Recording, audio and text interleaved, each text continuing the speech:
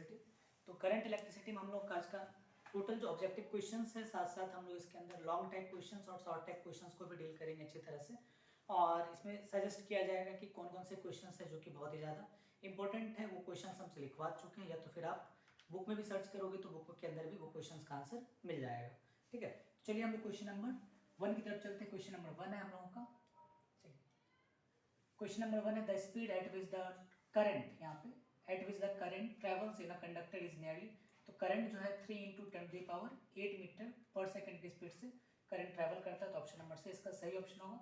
Next चलते resistance of human body is about. Resistance होता है ह्यूमन बॉडी का 1000 ओम से लेके 1 लाख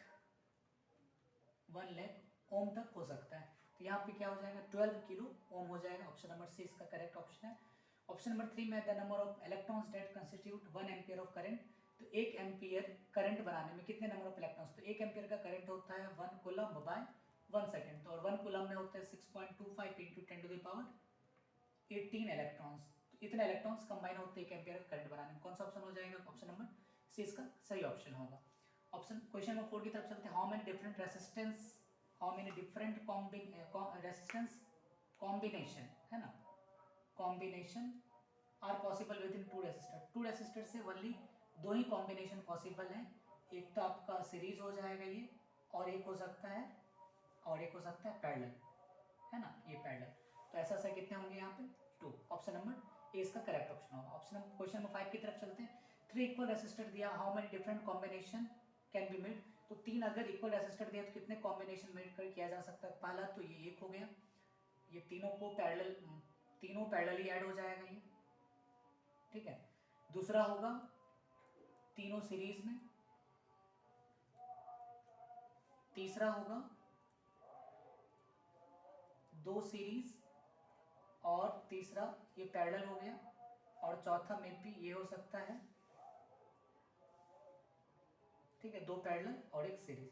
तो ऐसा करके कितने होंगे 4 कॉम्बिनेशन ऐसे बन सकते हैं 3 इक्वल रेसिस्टर से। क्वेश्चन नंबर 6 की तरफ चलते हैं। स्पेसिफिक रेसिस्टेंस बोले तो रेसिस्टिविटी की चर्चा बोलेगी, स्पेसिफिक बोले तो रेसिस्टिविटी, ठीक है। Resistivity of alkali metals is any metals, resistivity of any metals is mostly affected by. तो मेटल्स का जो रेसिस्टिविटी है किसके द्वारा अफेक्ट किया जाता है, तो ऑप्शन नंबर ए टेम्परेचर के द्वारा अफेक्ट किया जाता है। रेसिस्टिविटी जो होता है लेंथ या तो फिर एरिया यानी डायमेंशंस से बिल्कुल भी इंडिपेंडेंट रहता है। Resistivity only depend upon temperature and the material of the body. तो ये मटेरियल ऑफ द बॉडी पे डिपेंड करता है। नेक्स्ट चलते हैं क्वेश्चन नंबर 7 की तरफ। नॉन ओमिक कंडक्टर का एग्जांपल कौन है, तो डायोड जो होता है वो नॉन ओमिक कंडक्टर है which do not obey the Ohm's law, जो कि ओम्स लॉ को फॉलो नहीं करता है। वैसे कंडक्टर जो कि ओम्स लॉ को फॉलो नहीं करते हैं नॉन ओमिक कंडक्टर कहलाते हैं, ठीक है। क्वेश्चन नंबर 8 है। If a certain piece of copper is to be shaped into a conductor of minimum resistance, its length और लेंथ एल दिया हुआ है, क्रॉस सेक्शनल एरिया दिया है रेस्पेक्टिवली। मिनिमम रेसिस्टेंस चाहिए तो क्या करना पड़ेगा, तो मिनिमम रेसिस्टेंस के लिए क्या करेंगे, लेंथ को आधा कर देंगे और एरिया को डबल कर देंगे। क्यों कि लेंथ जितना ज़्यादा बढ़ाते रेसिस्टेंस उतना ज़्यादा बढ़ेगा। तो 4 ऑप्शन में जो है यहाँ पे लेंथ आधा है और एरिया क्या है डबल है। तो एरिया बढ़ाने पे रेसिस्टेंस घटता है, और लेंथ को आधा करेंगे तो रेसिस्टेंस ऑब्वियस घटेगा। तो मिनिमम रेसिस्टेंस किससे मिलेगा हमको, ऑप्शन नंबर बी। लेंथ को आधा करेंगे और एरिया को डबल करेंगे तो मतलब हमको मिनिमम रेसिस्टेंस मिलता है। क्वेश्चन नंबर 9 की तरफ चलते हैं। The specific resistance of a rod of copper as compare to that of a thin wire of copper. तो क्या होगा, स्पेसिफिक रेसिस्टेंस डायमेंशन पे डिपेंड नहीं करता है बल्कि मटेरियल पे और साथ साथ टेम्परेचर पे डिपेंड करता है। दोनों सेम टेम्परेचर पे यदि है और दोनों ही कॉपर का बना हुआ है दोनों रॉड, तो उस कंडीशन में स्पेसिफिक रेसिस्टेंस बोले तो रेसिस्टिविटी दोनों के लिए सेम होगा। ऑप्शन नंबर सी इसका करेक्ट ऑप्शन होगा। क्वेश्चन नंबर 10 की तरफ चलते हैं। A wire of resistance 3 ohm cut into 3 pieces. अगर एक वायर है जिसका रेसिस्टेंस 3 ओम है, तो अगर 3 ओम है तो मान के चलिए इसको 3 पीस में कट किया गया। तो 3 पीस में कट करने पे ईच पीस का जो रेसिस्टेंस होगा 1 ओम, ये भी 1 ओम और ये भी 1 ओम होगा। अब इससे एक क्या बनाया गया है, इससे एक ट्रायंगल बनाया गया है। तो अगर ये ट्रायंगल बनाया गया तो ये वाला आपका मान के चलिए ट्रायंगल, ठीक है। तीनों रेसिस्टेंस, यहाँ पे एक रेसिस्टेंस हो गया, इधर एक रेसिस्टेंस होगा और इधर एक रेसिस्टेंस है। तो इसी चीज को अगर हम लोग कंबाइन करेंगे तो क्या आ जाएगा, देखिए यहाँ पे। तो 2 रेसिस्टेंस जो होगा वो क्या होगा, पैरेलल में होगा, and the third 2 resistance series में होगा और ये वाला पैरेलल में। तो ये 1 ओम है, ये 1 ओम है, और ये वाला कितना हो जाएगा 1 ओम। तो दोनों को अगर सॉल्व करते हैं तो ये एक क्या हो गया 2 ओम। तो इसी को फिर आगे कंबाइन करने के बाद ऐसा दिखेगा, ये 2 ओम हो गया और ये वाला 1 ओम। और जब आर इक्विवेलेंट निकालेंगे तो आर इक्विवेलेंट का फॉर्मूला क्या होता है, 2 ओम के लिए R1 into R2 bye R1 plus R2। तो R2 का वैल्यू कितना है, R2 का वैल्यू दिया हुआ है 2 into 1 by 2 plus 1 is equal to 2 by 3। इसका करेक्ट ऑप्शन हो जाएगा option number 2 by 3। Option number A इसका सही ऑप्शन है। चलिए क्वेश्चन नंबर 11 की तरफ चलते हैं। 11 में the length of a conductor is half. अगर किसी भी कंडक्टर का लेंथ को हाफ किया जाए तो रेजिस्टेंस भी हाफ हो जाएगा, because resistance of a conductor is directly proportional to the length of the wire. तो अगर लेंथ को हाफ करेंगे तो रेजिस्टेंस भी हाफ होगा। फिर in the question conductance, conductance क्या होता है, रेजिस्टेंस का उल्टा होता है। अगर लेंथ को हम लोग हाफ करेंगे तो रेजिस्टेंस हाफ होगा, बट कंडक्टेंस क्या होगा, डबल्ड हो जाएगा। ठीक है, तो जैसे 2 से वहाँ डिवाइड किया गया तो उसका रिवर्स होता है, तो ये 2 से मल्टीप्लाई हो जाएगा। क्वेश्चन नंबर 13 है Simon is a unit of, Simon किसका यूनिट है, कंडक्टेंस का यूनिट है। क्वेश्चन नंबर 14 है how much electrical energy is consumed by, तो यहाँ पे P बराबर दिया हुआ है कितना 100 वाट, और एक लैंप को 6 घंटे 30 दिन तक जलाया जाता है। तो टोटल टाइम टेकन कितना आ जाएगा 30 इंटू 6 इज इक्वल टू कितना आ गया 180। तो उस कंडीशन में H बराबर क्या लिखेंगे, P into T, heat energy is equal to formula हो जाएगा, यहाँ होता है VIT। तो पावर VI हो गया, पावर पावर का वैल्यू कितना दिया 100 इंटू यहाँ पे हो गया 80। इसी को सॉल्व करेंगे तो 80 180 000, इसी को लिखेंगे तो 18 किलो जूल एनर्जी प्रोड्यूस करेगा। तो 18 किलो जूल ऑप्शन नंबर ए सही ऑप्शन होगा। ठीक है, तो 18, अच्छा इसको अगर हम इसी में कन्वर्ट करते हैं तो 18 किलो है तो किलो, और ये आवर में है ना, तो kilo watt hour, kilo watt hour, तो 18 kilo watt hour energy release करते हैं। 3 जीरो नहीं होगा, 18 kilo watt hour, option number 20 का करेक्ट ये नहीं होगा, है ना, किलो वाट आवर हो गया। ठीक है, नेक्स्ट है question number 15। Suppose H1 is the heat generated पर सेकंड इन द फिलामेंट। तो 100 वाट और 250 वोल्ट का एक लैंप है जो कि H1 हीट जनरेट कर रहा है, और दूसरा है H2 हीट जनरेट कर रहा है। तो हम लोग पहले H1 बराबर होता है फॉर्मूला VIT, और दूसरा है H2 बराबर होगा VIT। तो इसके लिए पावर अगर हम दोनों को H1 बाय H2 करते हैं, दोनों को सेम टाइम के लिए अगर करते हैं तो VIT पहला तो हो जाएगा, दोनों को सेम वोल्ट मिल रहा है, दोनों को सेम वोल्ट मिल रहा है, तो उस कंडीशन में पावर का 100 बाय 200 0 0 खत्म, तो कितना आ जाएगा 1/2। तो H1 बाय H2 कितना आ गया, C number option 1/2। 2 wire of copper are of same length, 2 wire है, दोनों कॉपर का है, ये L है, दूसरा भी क्या हो गया L है, और डिफरेंट डायमीटर है। When they are connected in series, जब दोनों को सीरीज में ऐड किया जाता है, देन हीट प्रोड्यूस H1। तो जब सीरीज मैच किया तो H बराबर फॉर्मूला क्या होता है V² R इंटू टी, और सीरीज में अगर हम RS का बात करते हैं तो R1 प्लस R2, ओवल और रेजिस्टेंस ज़्यादा होगा, तो उस कंडीशन में H1 का वैल्यू, और अगर हम इधर देखते हैं पैरेलल में, फिर बाद में पैरेलल में कनेक्ट किया गया तो इसका हो जाएगा R1 into R2 bye R1 plus R2। तो उस कंडीशन में इसका वैल्यू जो है RS का वैल्यू यहाँ पे ज़्यादा होगा, जिसके कारण H1 का जो वैल्यू होगा वो कम होगा, और H2 का वैल्यू जो है यहाँ पे अगर हम H2 का वैल्यू बात करते हैं तो V² बाय R पैरेलल का वैल्यू जो होगा वो मिनिमम होता है रेजिस्टेंस, अगर ये मिनिमम होगा तो H2 का वैल्यू ज़्यादा होगा, तो H1 लेस देन H2, यानी H1 जो होगा कम हीट जनरेट करेगा, यहाँ पे H2 जो है ज़्यादा हीट जनरेट करेगा, तो कौन सा ऑप्शन हो जाएगा, तो H1 is less than H2, मतलब हीट जनरेट जो होगा H2 में ज़्यादा होगा, यानी क्योंकि रीज़न यहाँ पे है कि पैरेलल है, पैरेलल में रेजिस्टेंस कम होगा, और अगर पैरेलल में रेजिस्टेंस कम हो रहा है तो हीट ज़्यादा होगा, और यहाँ पे क्या है सीरीज में रेजिस्टेंस ज़्यादा है तो हीट कम होगा। तो ऑप्शन नंबर 20 का करेक्ट ऑप्शन होगा, यहाँ पे डिफरेंट डायमीटर का यूज़ किया गया, दैट्स व्हाई। चलिए आगे क्वेश्चन है, क्वेश्चन नंबर यहाँ पे व्हेन है यहाँ पे ना, तो when the wire are connected in a series the heat produce in the thinner wire, thinner wire है तो H बराबर फॉर्मूला होता है V² bye R into T. तो H1 मान के चलिए, जो थिनर वायर है, थिनर वायर को बोल दिए TH, है ना, और यहाँ पे H इज इक्वल टू हो जाएगा V² bye R into T. तो चूंकि थिनर वायर है, थिनर वायर जितना पतला वायर रहता है उतना रेजिस्टेंस ज़्यादा होगा, तो अगर पतला वायर है रेजिस्टेंस ज़्यादा है, तो उस कंडीशन में पतला वायर रेजिस्टेंस ज़्यादा, तो उस कंडीशन में H1 का वैल्यू कम है और H2 का वैल्यू क्या होगा ज़्यादा होगा। Then thicker wire, thicker wire मतलब मोटा वायर, मोटा वायर रहेगा, जितना मोटा वायर है, मोटा वायर है तो एरिया ज़्यादा है, एरिया ज़्यादा है तो मतलब रेजिस्टेंस कम होगा, और रेजिस्टेंस अगर कम है तो H2 का वैल्यू क्या होगा ज़्यादा होगा, तो H2 का value H1, B number option सही ऑप्शन होगा इसका।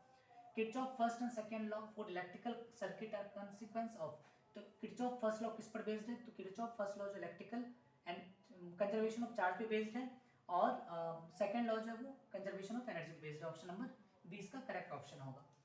क्वेश्चन नंबर 19 की तरफ चलते हैं। एक 5 एम्पियर का फ्यूज है, wire can with stand a maximum power, maximum power कितना ले पा रहा है वो 1 वाट का मैक्सिमम पावर ले रहा है सर्किट से। रेजिस्टेंस क्या होगा, तो P बराबर हम लोग जानते हैं, अगर हम लोग इसका पावर दिया हुआ 1 वाट, ठीक है, और I का मान दिया हुआ है 5 एम्पियर। तो P का फॉर्मूला जानते हैं हम लोग, P बराबर होता है आई square into are.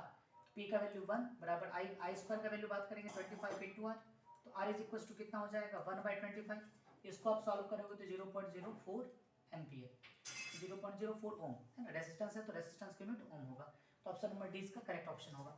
Question number 20 की तरफ चलते हैं। The length and the radius of electrical resistance of a certain wire are doubled simultaneously then the, अगर कोई भी लेंथ है ना, ये लेंथ है और ये रेडियस मान ली आर है, तो इसका अगर हम लोग रेसिस्टेंस निकालेंगे तो रेसिस्टेंस कितना होगा रो एल बाय ए। तो रो एल को डबल किया गया और वायर आर डबल्ड है ना, इलेक्ट्रिक मतलब रेडियस को भी डबल किया गया है। तो रेडियस को डबल करेंगे तो पहले तो एक काम करते हैं, पहले इसमें एरिया निकाल लेते हैं, rho L by pi R square हो जाएगा यहाँ पे। और अगर इसका बात करते हैं तो P इंटू 12 और यहाँ पे पाई 2r का होल स्क्वायर हो जाएगा डबल करने के बाद। ये मान के चलिए आर डैश है, तो R dash is equal to कितना हो जाएगा 2 बाहर और यहाँ पे 4 आ जाएगा और into rho L by pi R square. तो यहाँ पे क्या आ जाएगा 2/1/2 into rho L by pi R square, rho L by pi R square कितना आ जाएगा आर इज इक्वल टू आगे आर डैश। तो पुराना वाला न्यू जो रेसिस्टेंस होगा वो पहले वाले का हाफ हो जाएगा। एंड स्पेसिफिक रेसिस्टेंस का बात किया गया तो स्पेसिफिक रेसिस्टेंस बोले तो रेसिस्टिविटी, मटेरियल नहीं बदला है, मटेरियल नहीं बदलने से रेसिस्टिविटी सेम रहेगा। तो resistance will be half and specific resistance will remain unchanged. कौन सा ऑप्शन नंबर बी इसका करेक्ट ऑप्शन होगा। चलिए नेक्स्ट है 21 में, एक galvanometer acting as a voltmeter will have its coil. तो मतलब एक गैल्वेनोमीटर जो है एक वोल्ट मीटर की तरह ट्रीट करता है, कब, जब इसके सीरीज में हम लोग क्या करते हैं हाई रेसिस्टेंस को ऐड कर दिया जाता है। तो high resistance in series, option number B इसका करेक्ट ऑप्शन होगा। 22 when 3 identical bulbs of 60 watt 20 volt rating are connected, जब एक बल्ब है जिसका 60 वाट पावर है और 200 वोल्ट उसको वोल्टेज दिया जाता है, connected in a series of 200 volt supply, then the power drawn. तो पावर ड्रॉन क्या होगा, तो P इक्विवेलेंट 1/P इक्विवेलेंट का डायरेक्ट फॉर्मूला लगाते हैं हम लोग 1/P1 plus 1/P2 plus 1/P3 is equal to हो जाएगा 1/60 प्लस 1/60 प्लस 1/60। तो इसी को सॉल्व करेंगे तो बराबर क्या आ जाएगा 3/60, 3/60 बोले तो 1/20। तो उस कंडीशन में P इक्विवेलेंट बराबर क्या लिखेगा 20 वाट, तो ये आ गया 20 वाट है ना। P इक्विवेलेंट कितना आ जाएगा, ऑप्शन नंबर ए इसका सही ऑप्शन होगा, ऑप्शन नंबर ए। चलिए फिर आगे है 23 नंबर की तरफ चलते हैं। N resistance each of, N resistance यहाँ पे दिया हुआ है ना, तो N resistance each of R है ना, आर ओम स्मॉल आर होगा, R connected in a parallel gives an equivalent resistance of R ohm है ना। तो इसको अगर मान के चलिए क्या कि मेरे पास एन रेसिस्टेंस है, इसको पैरेलल में कनेक्ट किया गया, देखिए एक है फिर दूसरा है फिर तीसरा इस टाइप से। तो हम लोग नॉर्मली क्या जानते हैं, आर पैरेलल का फॉर्मूला होता है 1/R1 प्लस, अच्छा यहाँ पे कैपिटल स्मॉल है 1/R2 plus 1/R3 dot dot dot N times होगा ऐसा। तो उस कंडीशन में अगर हमको चाहिए आरपी चाहिए तो 1/RP बराबर क्या लिखेगा 1/RP का हो जाएगा n/r। तो उस कंडीशन में आरपी बराबर कितना लिखेगा r/n। तो चूंकि पैरेलल रेसिस्टेंस में कॉम्बिनेशन दिया हुआ है r is equal to r/n, तो r इज इक्वल टू कितना हो जाएगा nr है ना।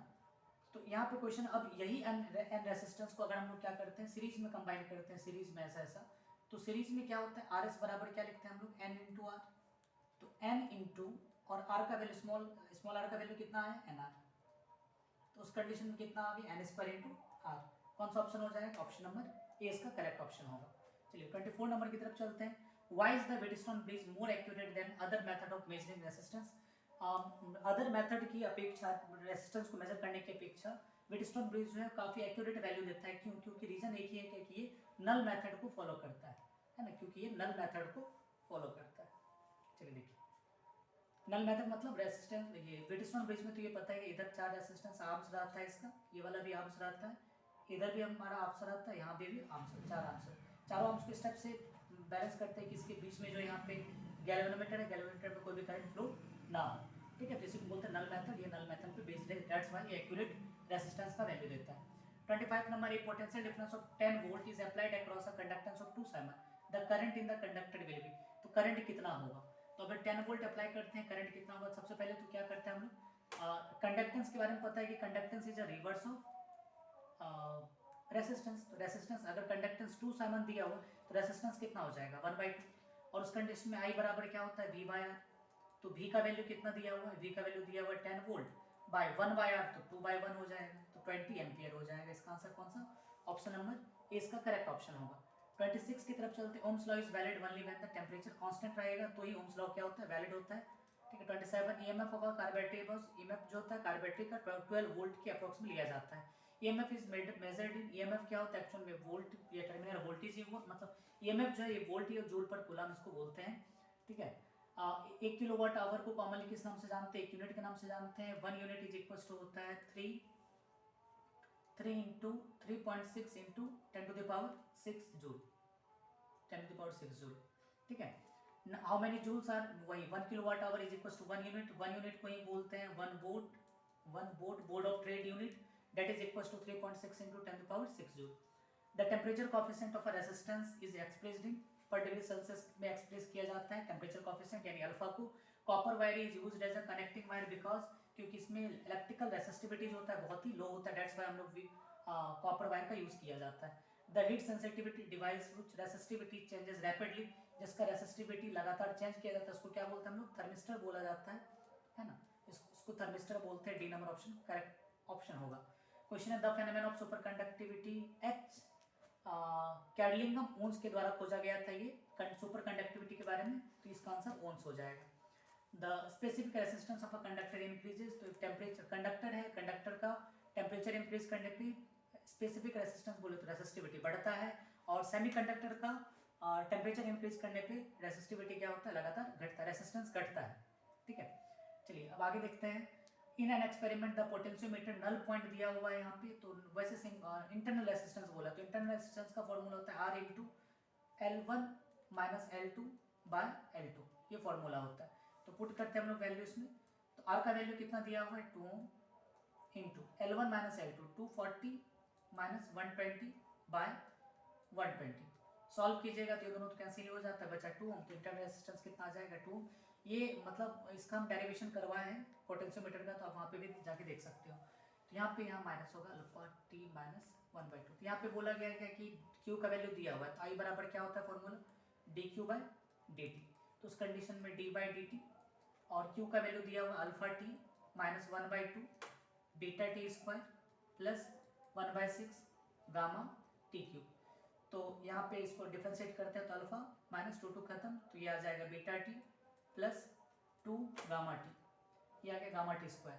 तो इनिशियल करंट बोला, तो इनिशियल करंट बोले तो टी का वैल्यू कितना ले लिया जाता है 0, तो अगर टी का वैल्यू 0 लेंगे तो आई बराबर ये तो टी 0 हो जाएगा, ये भी 0 हो जाएगा, बचा क्या आई बराबर अल्फा, कौन सा ऑप्शन हो जाएगा, ऑप्शन नंबर इसका ए नंबर करेक्ट ऑप्शन होगा इसका। चलिए नेक्स्ट है, यहाँ पे भी माइनस होगा, ये माइनस है यहाँ पे, है ना। चलिए तो यहाँ पे बोला गया है कि देन द मैक्सिमम पॉजिटिव, तो initial current is given by the, वही सेम है, आई बराबर अल्फा हो जाएगा। तो 33 है, आई मैक्सिमम कितना होगा, मैक्सिमम करंट कितना होगा, तो दिया हुआ था इसके अंदर क्वेश्चन में alpha T minus 1/2 beta T square और 1/6 गामा टी क्यू। चलिए तो आई क्यू का वैल्यू दिया हुआ था alpha T minus 1/2 beta T square plus 1/6 gamma T Q, ये था। तो इसको सबसे पहले डिफ्रेंशिएट किए, तो आई बराबर आ जाएगा D Q by d T, D Q by d T अगर कैलकुलेट करेंगे तो alpha minus 1/2 beta T into 2 ये आ जाएगा plus 1/6 into gamma 3t square, तो 3 2 जा 6, ये कैंसिल हो गया, 2 2 से खत्म हो गया। तो यहाँ पे क्या आ गया, आई का वैल्यू कितना आ गया अल्फा माइनस 1/2 बीटा टी, 1/2 तो नहीं रहेगा, 2 2 खत्म हो गया, बीटा टी अब प्लस 1/2 गामा टी स्क्वायर, ये आ गया।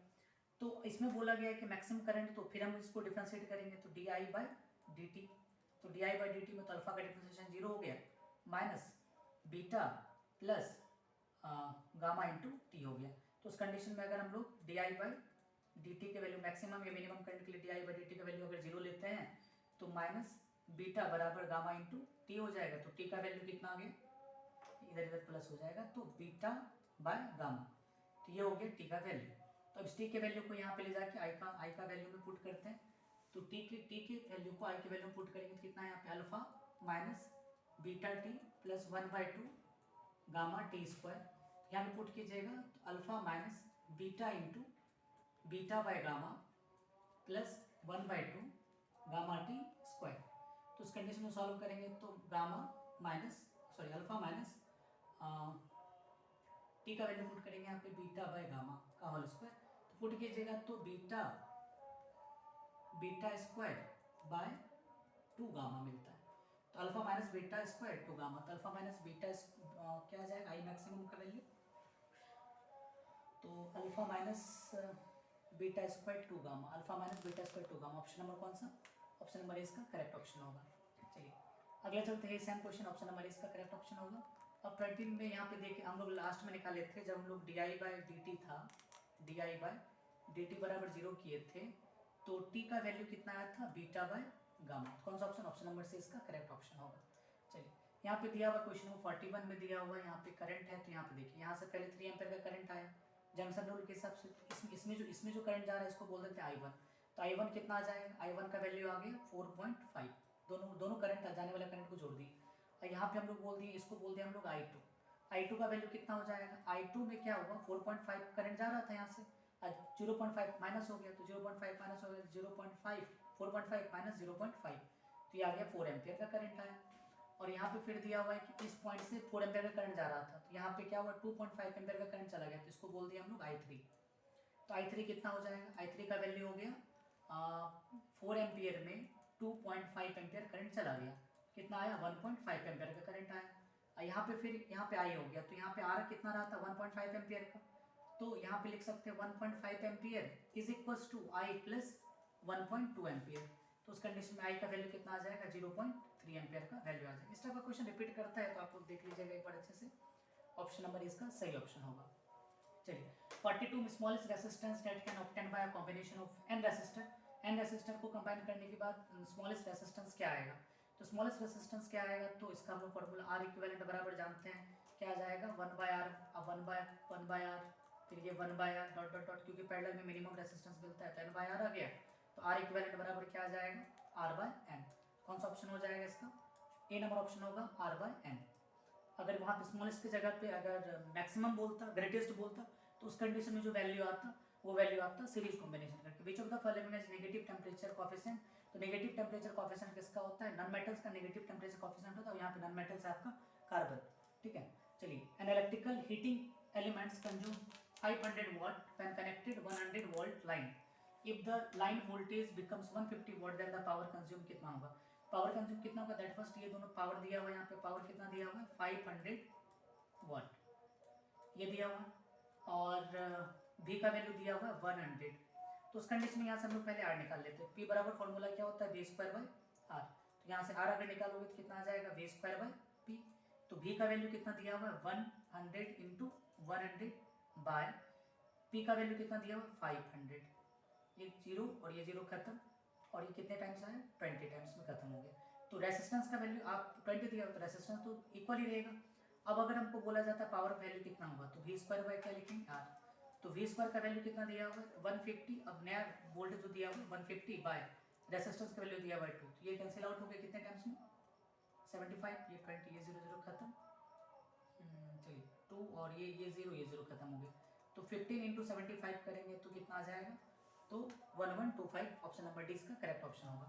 45 चलते हैं, uniform wire connected across a supply produce H heat per second if wire is cut into 3 equal parts. अगर देखें यहाँ पे एक वायर है जिसमें हीट निकल रहा है H, जब इसको 3 पार्ट्स में कनेक्ट किया गया देन उसके बाद फिर इसको पैरेलल में जोड़ दिया गया, इसको जब पैरेलल में जोड़ दिया जाएगा तो ये पैरेलल में जोड़ दिया जाएगा, पैरेलल में जोड़ा जाएगा तो अगर 3 पार्ट्स में कट किया जाए तो हर एक पार्ट्स का रेजिस्टेंस कितना होगा 1 हो, ये 1, ये भी 1, ये भी 1, तो उस कंडीशन में जो इससे जो हीट निकलेगा हीट क्या हो जाएगा h/3 हाफ हो जाएगा, मतलब h/3 हो जाएगा, क्योंकि पैरेलल में जो हीट निकल रहा है उसकी सीरीज की अपेक्षा कम निकलता है। तो h/3 ऑप्शन नंबर डी इसका करेक्ट ऑप्शन होगा। चलिए अब आगे in India electricity supplied domestic use 220 volt is supplied 110 volt in USA. India में 220 वोल्ट दिया जाता है और यूएसए में 100 वोल्ट दिया जाता है। If resistance of a 60 watt bulb use in India is R, resistance अगर 60 वोल्ट इंडिया में यानी 60 वाट बल्ब का रेसिस्टेंस आर है, तो यूएसए में 60 वाट रेसिस्टेंस का क्या रेसिस्टेंस क्या होगा 60 वाट रेसिस्टेंस का। तो उस कंडीशन में हम लोग क्या करते हैं, यहाँ पे वोल्टेज को क्या किया कि डायरेक्ट आधा किया गया, उसको देखते निकाल के क्या आता है। तो रेसिस्टेंस यानी P बराबर कितना होता है V²/R। तो P का वैल्यू कितना दिया हुआ है, P का वैल्यू पता नहीं है, रहने देते हैं। V का वैल्यू कितना, इंडिया का बात कर रहे हैं हम लोग, V का वैल्यू कितना आ जाएगा 220 बाय रेसिस्टेंस कितना दिया हुआ R दिया हुआ है, रहने दीजिए। अब यहाँ निकालते हैं P डैश यूएसए का, तो 110 इंटू 110 बाय ये R डैश, ये R दिया हुआ है पहले से यहाँ, ठीक। तो ये आ गया R डैश। तो 60 वाट दोनों का है, दोनों का 60 वाट, इधर भी 60 वाट। तो यहाँ पे अगर हम R निकालते हैं तो कितना आ जाएगा 220 बाय 60, और यहाँ पे अगर हम R डैश निकालेंगे यूएसए का तो 110 इंटू 110 बाय 60 ये आ गया। तो अब ये इसको हमको 220 यहाँ पे पुराना है, तो यहाँ पे भी क्या चीज़ से मल्टीप्लाई करेंगे, 4 से मल्टीप्लाई करना पड़ेगा, तब ना दोनों जगह 220 आ जाएगा। ये पहले से किसका वैल्यू था, अगर हम ये देखते हैं R डैश बराबर, तो 4 से मल्टीप्लाई करने पे हमको 220 मिला है। तो उस कंडीशन में इसी चीज़ को हम लिख सकते हैं यहाँ पे एक सेकेंड, R डैश है ना यहाँ पे, तो 110 तो अगर यहाँ 4 से मल्टीप्लाई करेंगे तो इसके बराबर हो जाएगा। तो यानी 4 से मल्टीप्लाई करने पे तो ये R डैश बाय 4 बराबर कितना आ जाएगा R। तो R डैश बराबर कितना लिखिएगा, एक सेकेंड रुकिए, इसमें थोड़ा सा यहीं पे हम लोग कर देते हैं, ठीक है। तो यहाँ से 2 कॉमन करते हैं, यहाँ पे हम कर रहे हैं, ठीक। R इज इक्वल टू कितना लिखेंगे, तो 110 इंटू 110 बाय 60, और यहाँ पे दो कॉमन लेंगे, यहाँ पे आ गया 4। तो R बराबर ये वाला सेक्शन हो गया R डैश, ये वाला सेक्शन R डैश यूएसए का इंटू 4। तो R डैश बराबर कितना आ जाएगा R/4। कौन सा ऑप्शन हो जाएगा, ऑप्शन नंबर डी इसका करेक्ट ऑप्शन होगा, ठीक है। यहाँ देख लीजिएगा, इसको हम कॉमन लिए, 2 यहाँ से भी कॉमन लिया, 2 यहाँ से भी कॉमन लिया, तो इसके बराबर हुआ, फिर आगे सॉल्व कर दिया गया। फिर यहाँ पे है क्वेश्चन में दिया हुआ है क्या कि ये वेटस्टोन ब्रिज है, वेटस्टोन ब्रिज में एक्स का वैल्यू कैलकुलेट करना है। तो एट फर्स्ट तो यहाँ पे सबसे पहले तो ये टोटल का रेसिस्टेंस कैलकुलेट कर लीजिए, टोटल R इक्विवेलेंट कितना होगा यहाँ पे, तो x into 100 by X plus 100 ये आ गया। और चूंकि बैलेंस अगर वेटस्टोन ब्रिज है तो हम लोग इसके आर्म्स को इक्वल करते हैं, तो 100 बाय 200 इज इक्वल्स टू यहाँ पे आ गया x into 100 by X plus 100 ये हो गया बाय 40। तो ये 0 0 खत्म, 1/2 1/2 खत्म, तो ये 2 और ये 20 आ गई। तो 20 इज इक्वल्स टू कितना लिखिएगा 100x बाय एक्स प्लस 100, दोनों को क्रॉस किए तो 20x plus 2000 is equals to 100x।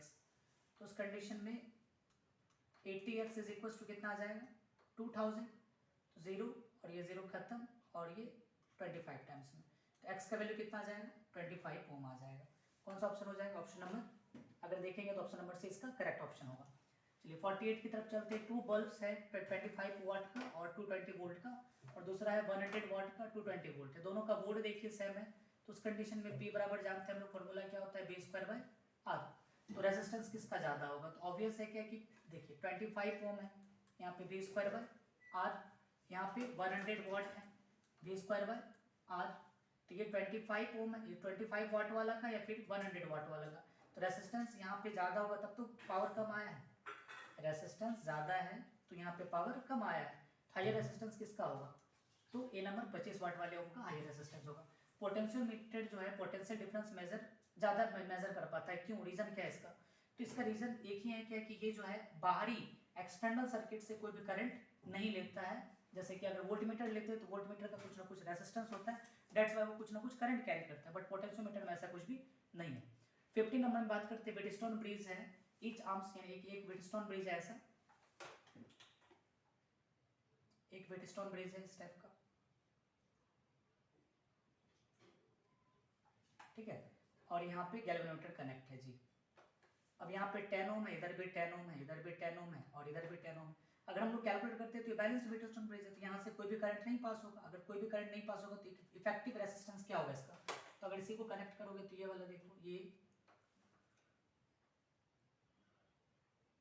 ये आपका आया, ऐसा आ गया। तो अगर इसका 20 ऊपर हो गया, इधर भी नीचे भी 20 होगा, तो 1/20 प्लस 1/20 करेंगे तो 2/20, 2/20 बोले तो 1/10, तो इफेक्टिव रेजिस्टेंस कितना आ जाएगा? 10 ओम हो जाएगा।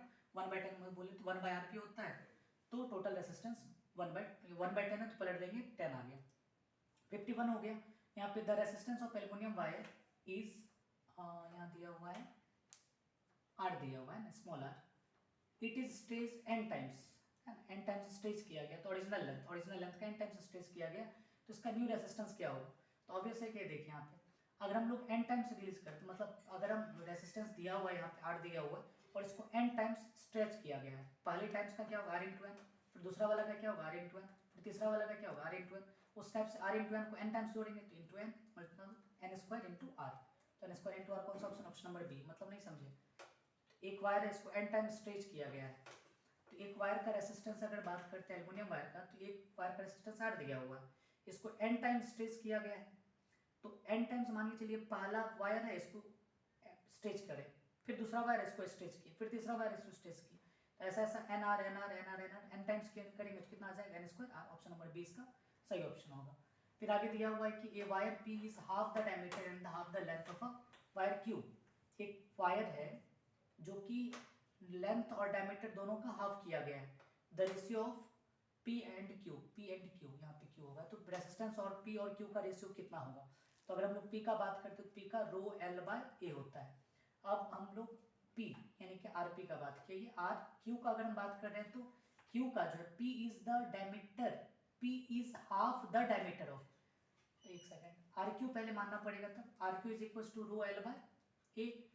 P जो है इस वायर की लेंथ का हाफ है, तो रो L/2 बाय एरिया का अगर बात करें तो पाई r स्क्वायर होता है, तो यहाँ पे डायमीटर का हाफ किया गया है, तो यहाँ पे क्या लिखिएगा? d/2, डायमीटर d मान लिए, इसका एरिया d/2 का होल स्क्वायर, यहाँ पे अगर लिखेंगे तो रो L बाय पाई d/2 का होल स्क्वायर आ जाएगा यहाँ पे d/4 हो जाएगा। रीजन क्या है कि ये d/2 है, उसका हाफ किया गया है, ठीक है, d/2 तो ये रेडियस हुआ, अब d/2 था उसका हाफ करेंगे तो d/4 हो जाएगा। तो उस कंडीशन में अगर हम लोग rp कैलकुलेट करते हैं तो rp बराबर क्या लिखिएगा? Rho L by 2 by pi d/2 का होल स्क्वायर इंटू यहाँ पे कितना आ जाएगा? 1/4 बाहर आ जाएगा, 1/4 ये पूरा सेक्शन है, तो ये क्या है यहाँ पे अगर देखिएगा तो केवल ये पूरा सेक्शन किसका है? RQ का है। तो अगर हम RP बाय RQ का रेशियो निकालेंगे तो 1/4 आता है। एक सेकेंड देख लेते हैं हम लोग, तो 1/d/2 का होल स्क्वायर किया गया, d/4 आया। अगर हम इसमें से 1/4 को बाहर कर लेंगे, 1/4 को बाहर किए तो ये d/2 का होल स्क्वायर देगा, d/2 का होल स्क्वायर पहले से था ही, तो ये आया आपका RQ का वैल्यू। तो यहाँ पे P to Q, P से लेके Q का वैल्यू बोला गया, तो P से लेके Q, ये देख लेते हैं एक बार क्वेश्चन क्या है। A wire P is the half the diameter and the half the length of Q, तो Q का मान लिए रो L बाय A का वैल्यू आ गया पाई d/2 का होल स्क्वायर, ठीक है, और रो P का है L/2, लेंथ को हाफ किया गया है और डायमीटर को भी हाफ करेंगे, तो डायमीटर पहले से था d/2 रेडियस था, फिर उसको हाफ करेंगे d/2, फिर इसका रेडियस निकलेगा d/4 का होल स्क्वायर और 1/4 बाहर निकाले dl/2 पाई d², तो RP यहाँ पे आया और ये RQ, तो RP/RQ 1/4 आ रहा है, तो ये 1/4 ऑप्शन होना चाहिए यहाँ पे। Resistance of P to that Q, तो P का Q के साथ बोल रहा है निकालने के लिए, तो P का Q के साथ तो रेसिस्टेंस वही है, ठीक है, तो P का Q की 1/4 होना चाहिए, पर देख लीजिएगा, आपको क्रॉस चेक कर लीजिएगा, मेरे ख्याल से यहाँ पे 1/4 होना चाहिए, ऑप्शन नंबर ए 1:4 होना चाहिए। P to Q बोला है तो P का Q के साथ, यहाँ पे क्वेश्चन पेपर फिर से देख लीजिए, a wire P is that the is half the diameter of, एक वायर P है जो कि Q सिमिलर मटेरियल का बना है, Q वायर है उसके लेंथ का आधा है और डायमीटर का आधा है, लेंथ और डायमीटर का आधा वही है, देख लीजिए एक बार, आप लोग देख लीजिएगा क्या कहानी, ठीक है, तो एक बार क्रॉस चेक कर लीजिएगा, गलत होगा तो हमको मैसेज कीजिएगा, ठीक है। नेक्स्ट क्वेश्चन नंबर 2, तरीका यही है sir, a wire are connected in a parallel and the heat produced in the thinner wire है। अगर हम लोग हीट प्रोड्यूस कर रहे हैं H1 और ये मान के चलते हैं हम लोग H2, that is thicker wire is H2। तो एक वायर है जो कि इसको पैरेलल में कनेक्ट किया गया, तो हम लोग जानते हैं v² इंटू टी, यहाँ पे आ जाएगा v² इंटू टी, दोनों पैरेलल में है तो चलिए दोनों को पैरेलल में कर दिए। अब चूंकि थिकर वायर है तो रेसिस्टेंस कम होगा, और रेसिस्टेंस कम होगा तो हीट ज़्यादा निकलेगा। थिनर वायर है, रेजिस्टेंस ज़्यादा होगा तो हीट कम निकलेगा। तो उस कंडीशन में क्या होगा, H1 is greater than H2, H1 is greater than H2, option number C इसका करेक्ट ऑप्शन होगा। 55 पे 2 equal resistor R connected in series और a battery consume power P if these are connected in parallel then the power consumed, power कितना consume होगा वो निकालने बोल रहे हैं। 2 equal resistor R connected in series, इसको सीरीज में कनेक्ट किया गया था और पावर कंज्यूम हुआ P, ठीक है। If this connected in parallel, अगर इसको फिर से कनेक्ट किया जाए पैरेलल में तो पावर कितना कंज्यूम होगा, तो पावर कितना कंज्यूम हो जाएगा, तो पावर जो कंज्यूम होगा देख लेते हैं इसको। तो 2 इक्वल रेसिस्टर है, ठीक है, इसको पहले सीरीज में, तो ये आर हो गया, इधर वाला भी आर हो गया। तो उस कंडीशन में अगर हम बात करते हैं पावर का वैल्यू, तो I² इंटू ये 2R आ गया, ठीक है। और अगर हम इसी रेसिस्टर को पैरेलल में कनेक्ट करते हैं तो P' बराबर क्या हो जाएगा, देखिए I² और दोनों रेसिस्टेंस इक्वल है तो 2/R तो R/2, या कि 1/R 1/R 2/R R/2, तो उस कंडीशन में आ जाएगा I² R/2। और इसको अगर हम लोग P यहाँ पे इसको सॉल्व करेंगे तो 2 इंटू I² R, तो पहले पावर का P' कितना आएगा, P' कितना आएगा, तो P' का अगर बात करें तो P' हो जाएगा, अगर हमको यहाँ पे 2 से मल्टीप्लाई 2 से डिवाइड करना पड़ेगा, तो 2I² R बाय 4, तो 2I² किसका वैल्यू P/4, पावर कितना हो जाएगा P/4, ऑप्शन नंबर सी इसका करेक्ट ऑप्शन होगा। यहाँ पे कुछ ऑप्शन मतलब इंपॉर्टेंट ऑब्जेक्टिव है ना, तो लॉन्ग टाइप क्वेश्चन भी है और शॉर्ट टाइप आंसर भी है। तो डिफ्ट velocity of electrons and relation इसको देख के रखिएगा, ओम्स लॉ का डेरिवेशन, और ओम्स लॉ क्या है, वेक्टर फॉर्म और स्केलर फॉर्म दोनों ही, किरचॉफ्स लॉ और इसका न्यूमेरिकल्स देखना है अच्छी तरह से, और Wheatstone bridge principle, working, potentiometer, meter bridge, ये सब बहुत ही इंपॉर्टेंट है। शॉर्ट टाइप में इस चैप्टर में बनता है question, what is mobility, electrical conductivity, electrical density और इसका ऐसा यूनिट, और किस रेजिस्टेंस किस पे डिपेंड करता है, कार्बन कोटिंग रेजिस्टेंस क्या है, what is the principle of potentiometer, ये सब कुछ है जो कि बहुत ही ज़्यादा इंपॉर्टेंट है। और साथ में आपको अच्छी तरह से फोकस करना है, मीटर ब्रिज का प्रिंसिपल देखना है अच्छी तरह से, कार्बन कोटिंग रेजिस्टेंस ये तो है ही आपका इंपॉर्टेंट है, मोबिलिटी तो हम लिख ही दिए यहाँ पे, इलेक्ट्रॉन मोबिलिटी, डिफ्ट वेलोसिटी और करंट में रिलेशन देख लीजिएगा, बहुत ही ज़्यादा इंपॉर्टेंट है, और ज़्यादा तो कुछ नहीं, ठीक है। तो अब हम लोग चलते हैं, मिलते हैं।